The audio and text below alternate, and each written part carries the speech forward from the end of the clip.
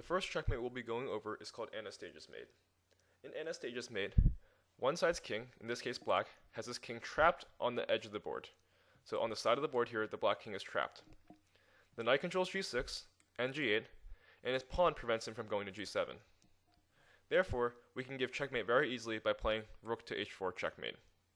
This kind of side file checkmate is referred to as Anastasia's mate. To see this in practice, we can look at the following position.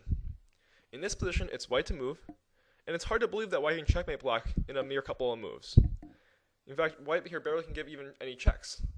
However, it turns out that Anastasia's mate is one way for white to give checkmate. For example, white can play the move knight to e7 check. After black moves his king, he is forced to go to h8. Now we see the pattern being set up. The knight controls both g6 and g8 from the e7 square, and the g7 pawn here is intact. This means that the king here is trapped on the edge of the board. So now if we remove this h7 pawn, then we will be able to give checkmate on rook to h5. However, we need to play queen to h7 to remove the pawn. So is that going to work? Well, why not, right? After queen to h7, the king takes on h7, and now rook to h5 is checkmate. It doesn't matter that we sacrifice the queen. As long as the knight guards g6 and g8, and he can't go to g7, after rook to h5 checkmate, white wins the game. Similarly, in this position, white is up a rook. However, black has a trick up his sleeve to win the game. In this position, the key is to get our knight to e2 so that we can guard the g3 and g1 squares.